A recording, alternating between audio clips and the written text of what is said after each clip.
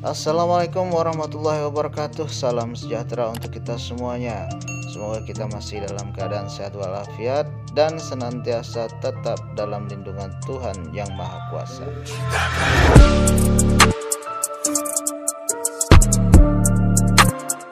Saat kita mendatangkan ayam baru dari tempat lain ataupun dari farm lain dengan tujuan untuk breeding ataupun upgrade material dengan jenis atau tipe baru untuk memperkaya atau untuk mendapatkan pola permainan sesuai yang kita inginkan, terkadang kita mungkin mendapati setelah ayam datang kemudian kita tes atau kita sparring, ternyata pola permainannya itu berbeda atau berubah ataupun bahkan tidak sesuai dengan harapan kita meski sudah kita rawat sedemikian rupa.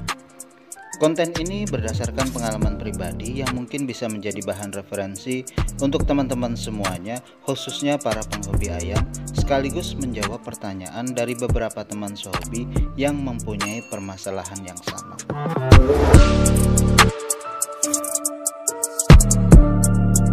Terima kasih tak terhingga kami ucapkan sebelumnya pada teman-teman semuanya yang masih dan selalu tetap setia mendukung demi tumbuh dan berkembangnya channel ini.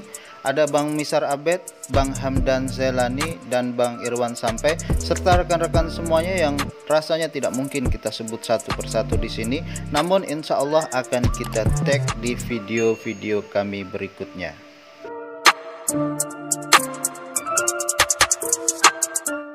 Rasanya tidak bisa diungkapkan dengan kata-kata teman-teman.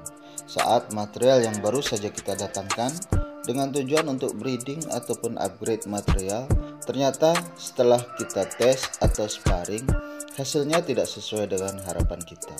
Di samping buang-buang uang pastinya, jangan lupakan juga waktu dan tenaga kita yang terbuang percuma.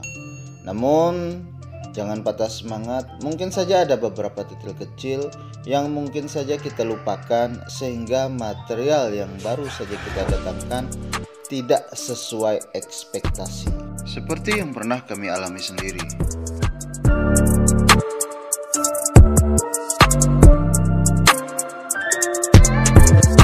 Ada beberapa hal yang mungkin bisa jadi penyebab pola permainan ayam yang baru saja kita datangkan itu tidak sesuai ekspektasi. Yang pertama adalah kondisi ayam yang belum sepenuhnya fit 100% setelah melakukan perjalanan jauh. Solusinya, berikanlah buah-buahan segar seperti buah pepaya ataupun gula merah plus vitamin E untuk menyegarkan kembali dan menjaga serta menstabilkan tubuh dan staminanya.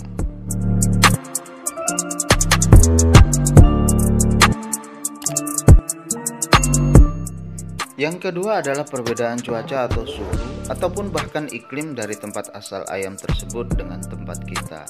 Maka solusinya, berikanlah waktu yang cukup untuk ayam beradaptasi dan menyesuaikan diri terhadap lingkungannya yang baru.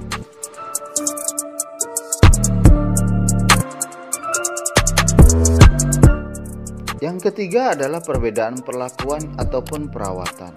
Seperti pola pakan, apakah dia di sana sehari 1 kali ataupun 2 kali dengan menggunakan pakan basah ataupun kering, serta komposisi ataupun takaran pakannya itu seperti apa.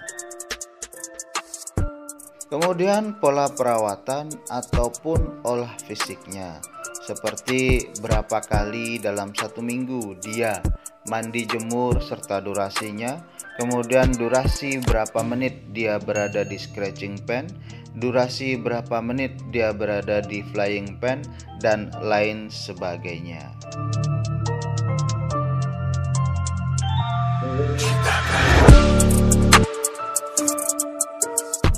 Jangan lupakan juga mengenai pemberian multivitamin ataupun suplemen yang biasa diberikan pada ayam kita yang baru saja datang tersebut.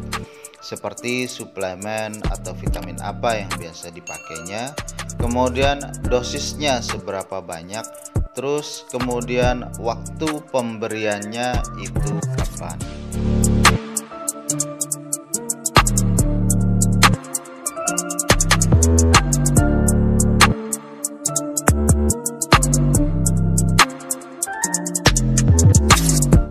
Untuk itulah saat kita atau teman-teman semuanya mendatangkan material atau ayam baru dari tempat lain ataupun dari farm lain, pastikan bahwa kita mendapatkan informasi yang cukup dari sang pemilik sebelumnya mengenai hal-hal tersebut di atas, seperti pola pakannya, cara perawatannya, dan vitamin ataupun suplemen yang biasa diaplikasikan pada ayam-ayamnya.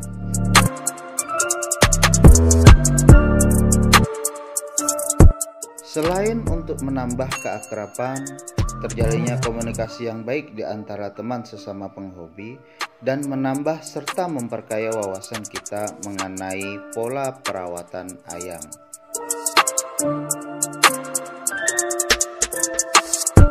Harus jujur kita akui bahwasannya tidak ada cara saklek ataupun pasti dalam beternak ataupun merawat ayam. Berbagi informasi antar teman sehobi bisa jadi adalah cara paling efektif untuk saling bertukar pikiran dan menambah wawasan dalam dunia perayaman berdasarkan pengalaman-pengalaman konkret yang dialami oleh para teman-teman sehobi.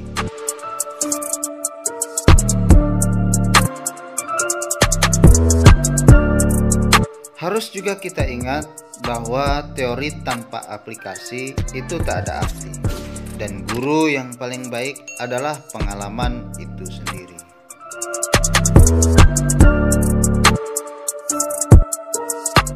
Berbagi pengalaman tanpa menempatkan diri berada di atas yang lain, dengan kata lain bahwa kita semuanya itu sejajar, kita semuanya itu equal, adalah cara yang paling indah, cara yang paling nyaman, dan cara yang paling elegan untuk bertukar pikiran dengan para teman sehobi. Karena semuanya akan mengalir begitu saja tanpa ada yang merasa menggurui dan tanpa ada yang merasa digurui. Ambil sisi baiknya dan lupakan sisi buruknya.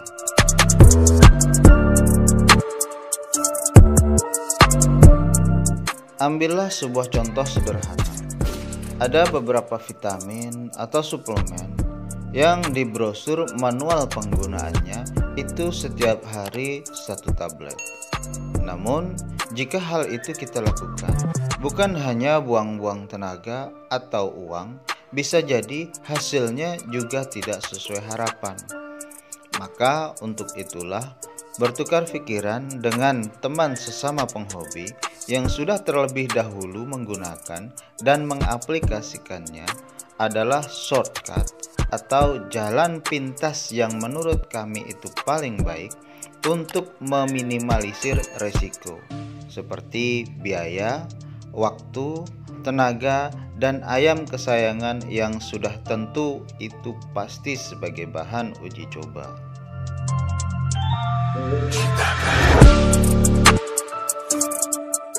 Jadi, jangan pernah malu, jangan pernah minder, jangan pernah merasa bahwa kita itu lebih berpengalaman.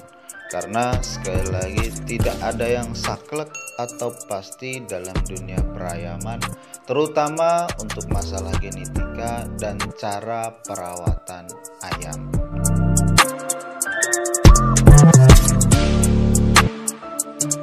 Semuanya baik, semuanya bagus, semuanya super apabila hasil akhirnya itu sesuai dengan harapan kita dan sesuai dengan apa yang kita inginkan.